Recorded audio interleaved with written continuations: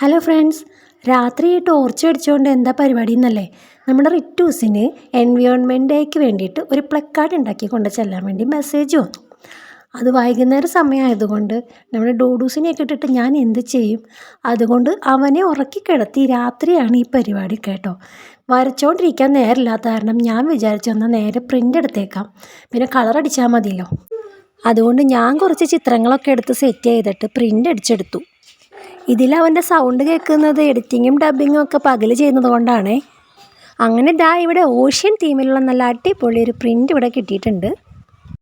ഇനി നേരെ ഹാളിൽ പോയിരുന്നിട്ട് അതൊക്കെ ഒന്ന് കളർ അടിച്ചെടുക്കുകയാണ്. സമയം രാത്രി 12:15 കഴിഞ്ഞു. അങ്ങനെ കളറിങ് അവസാന ഘട്ടത്തിലേക്ക് കടന്നിരിക്കുകയാണ്. ഓഷ്യനായ കാരണം ഇഷ്ടമുള്ള കളർ ഏത് വേണമെങ്കിലും എടുത്ത് നമുക്ക് അടിപൊളിയായിട്ട് അടിച്ചെടുക്കാം.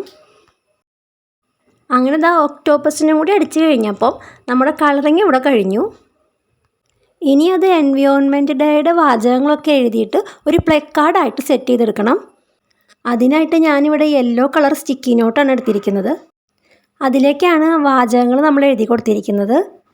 ഇനി ആ സ്റ്റിക്കി നോട്ടിൻ്റെ പുറകിൽ പശ തേച്ചിട്ട് നമ്മൾ ഒട്ടിച്ചു കൊടുക്കുകയാണ്. ഓഷ്യൻ പ്ലാസ്റ്റിക് എന്ന് ഉദ്ദേശിക്കുന്നത് കടലിലെത്തുന്ന പ്ലാസ്റ്റിക് വേസ്റ്റുകളെയാണ്. അപ്പോൾ അതിനെതിരായിട്ട് പ്ലക്കാർഡും ഉയർത്തി സമരം ചെയ്യുന്ന കടൽ ജീവികളെയാണ് ഞാനിവിടെ ഉദ്ദേശിക്കുന്നത്. അങ്ങനെ ഓരോ വാചകങ്ങളും ഓരോ പ്ലക്കാർഡുകളാക്കി അവരുടെ കയ്യിൽ തന്നെ കൊടുത്തു. ചിത്രം ഇവിടെ പൂർത്തിയായിട്ടുണ്ട്. പിന്നെ ആ പേപ്പർ ഒരു കട്ടിക്കടലാസിൽ ഒട്ടിച്ച് ബാക്കിൽ ഇതുപോലെ ടേപ്പ് വെച്ചിട്ട് ഒട്ടിച്ചെടുത്തു. അപ്പോൾ ലൈക്ക് അടിക്കാൻ മറക്കണ്ട. ടാറ്റാ.